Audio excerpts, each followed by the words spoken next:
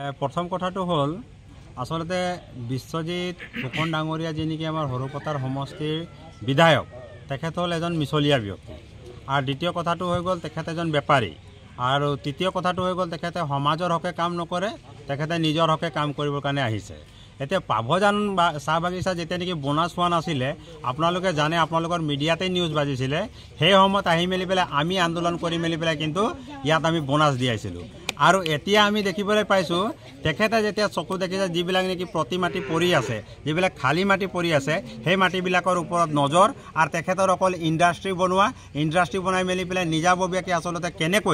কেনেকৈ আচলতে ধন ঘটিব পাৰি তেখেতৰ সদায় কাৰোবাৰবিলাক সেইবিলাকে আমি দেখিবলৈ পাইছোঁ আৰু আপোনালোকে জানে যে খুমটাইত আচলতে যিটো কাৰোবাৰ হৈ আছে যে খুমটাইত আচলতে কেনেকৈ খুমটাইৰ পৰা আমি তেতিয়াৰ পৰা মুখ্যমন্ত্ৰী মহোদয় চকু খুলিব বিচাৰিছিলোঁ আজি হয়তো আপোনালোকক ইয়াত থকা আমাৰ পাভজান চাহ বাগিচাৰ শ্ৰমিকসকলে নিশ্চয় আপোনালোকক বাইট দিব তেতিয়া আপোনালোকে গম পাব তেখেতৰ আচলতে কেৰেক্টাৰটো কি তেখেত কথাটো হ'ল যে শ্ৰমিক বিৰোধী নেতা নহয় তেখেত হ'ল এজন ব্যৱসায়ী মানুহ আৰু আমি কৈছিলোঁ যে খুমটাইৰ পৰা আমাৰ সম জিলাটো যিটো নেকি উঠাই মেলি পেলাই সৰু পথাৰত ল'ব বিচাৰিছিলে এতিয়া তেখেতৰ ইয়াত আচল স্বৰূপৰ কথাটো আপোনালোকে ইয়াত থকা মানুহবিলাকক সোধক তেখেতে গোটেইখিনি কথাটো স্পষ্ট কৰি দিব তেওঁলোকে যে কেনেকৈ আচলতে তেখেতে ব্যৱসায়ৰ লগত আচলতে কেনেকৈ মিলি মেলি পেলাই নিজৰ কণ্ট্ৰেক্টৰবিলাকক কাম দি মেলি পেলাই আচলতে কেনেকৈ আচলতে ইয়াত মানে ৰাজনীতি নহয় আচলতে ব্যৱসায় কৰি আছে আমি আহি মেলি পেলাই তেখেতৰ সমষ্টিত থিয় আছোঁ আমি বহুত জেগালৈ গ'লোঁ আপুনি জগন্নাথ ভৱনখন চাব তাত মিঠাই ইটা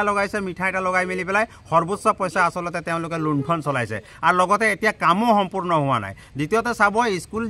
স্কুলৰ যিটো পৰিস্থিতি একেবাৰে বেয়া পৰিস্থিতি ইয়াত আমি দেখিবলৈ পাইছোঁ আৰু তৃতীয়তে আপোনালোকে ইয়াত আমি দেখিবলৈ পাব ৰাস্তা পদূলি যিবিলাক বনাইছে সেই ৰাস্তা পদূলিবিলাকতো ক'বই নালাগে একেবাৰে নিম্নমানৰ আচলতে এই পইচাখিনি ক'ত গৈছে মাননীয় অসমৰ আমাৰ মুখ্যমন্ত্ৰী মহোদয় আপোনাক আমি বাৰম্বাৰ অনুৰোধ জনাই আছোঁ আমি কৈ আছিলোঁ যে এনেকুৱা এজন কেতিয়াও বিধায়কক আপুনি কিন্তু অন্তৰত নল'ব এনেকুৱা বিধায়কৰ যোগেদি কেতিয়াও আপোনাৰ উন্নতি নহ'ব বৰঞ্চ আপোনাৰ লোকচানে হ'ব এতিয়া এনেকুৱা হৈছে সৰুপথাৰ সমষ্টিৰ কোনো এজন ব্যক্তিয়ে এইবাৰ কিন্তু বিশ্বজিৎ ফুকনক কিন্তু ভোট নিদিয়ে আৰু এইটোৰ কাৰণে আচলতে বিশ্বজিৎ ফুকনক ভোট নিদিয়ে কাৰণ তেখেতৰ মিছা কথাটো এতিয়া গোটেইখিনি তেখেতৰ দালালি কথাটো এতিয়া গোটেইখিনি আচলতে জানিব পাৰিছে ইয়াৰ আগতে আপুনি জানে যে তেখেতৰ যিটো নেকি সমষ্টিয়ে পৰিছিলে বগীতলাত গ'ল বগীতলা যেতিয়া নেকি বাগান 2017 চনৰ পৰা যেতিয়া বন্ধ আছিলে সেই সময়ত তেখেতে কি ক'লে গৈ মেলি পেলাই মানে ৰাইজক প্ৰতিশ্ৰুতি দিলে যে আপোনালোকৰ যিহেতু বাগান বন্ধ আছে আপোনালোকৰ যিটো নেকি মালিকে ধাৰ লগাই থৈছে এপিএছ বেংকত যিহেতু তেখেত এপিএছ বেংকৰ চেয়াৰমেন হয় গুৱাহাটীৰ বোলে গোটেইখিনি ধাৰ আমি মাৰি দিম আৰু আমি বিজেপি চৰকাৰে কিন্তু এই বাগানখন চলোৱাৰ আচলতে আমি মানে প্ৰচেষ্টা চলাম আৰু এই বাগানখন অতি শীঘ্ৰে 6 মাহৰ ভিতৰত খুলি দিম বুলি ক'লে আৰু মিছা প্ৰতিশ্ৰুতি দিলে আৰু তাত ভোটখিনি মেলি পেলাই ল'লে আৰু এতিয়া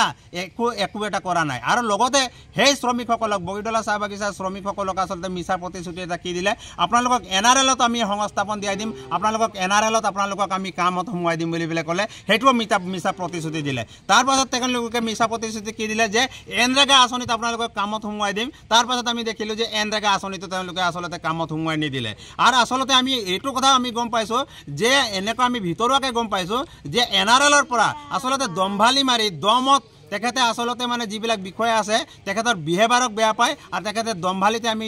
দম্ভালি মাৰি পেলাই নিজে সেই ফুটাবিলাক আনিছে আৰু তেখেতৰ কণ্ট্ৰেক্টৰবিলাক যিবিলাক আছে তেওঁলোকক আচলতে যিবিলাক পালি নেতা আছে তেওঁলোকক কামবিলাক দিছে আৰু গোটেইখিনি কাম কৰিছে তেখেতৰ নিজস্বৰ কাৰণেহে আচলতে কাম কৰিছে গতিকে এনেকুৱা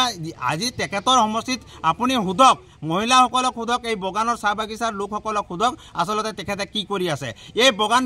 বগানৰ যেতিয়া নেকি অৱস্থাই নাছিলে আমি যেতিয়া মাতি মেলি পেলাই যেতিয়া নেকি বোনাছ দিয়ালোঁ তেতিয়া কিন্তু তেখেতে তেতিয়া তেখেত কুম্ভকৰ্ণৰ নিন্দ্ৰাত আছিলে এতিয়া কিন্তু বগান কিনিবৰ কাৰণে তেখেতে আমি দেখিবলৈ পাইছোঁ SCMSৰ কেইজনমান দালালিক আচলতে লগত লৈ মেলি পেলাই ইয়াত আহিছে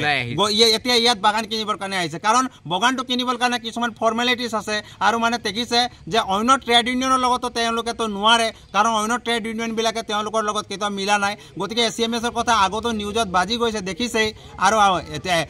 SCMSে মানে আপোনালোকে জানে যে এটা স্যাটেলাইট চেনেলৰ ওপৰত মানে কেছো দি মেলি পেলাই থৈছে গতিকে মানে এতিয়া আকৌ SCMSৰ লগ ধৰি মেলি পেলাই মানে বিশ্বজিৎ ফুকনে আমি দেখিবলৈ পাইছোঁ যে মানে এনেকুৱা কৰি আছে যে এই বগানটো লৈ মেলি পেলাই নিজাববীয়াকৈ আচলতে মানে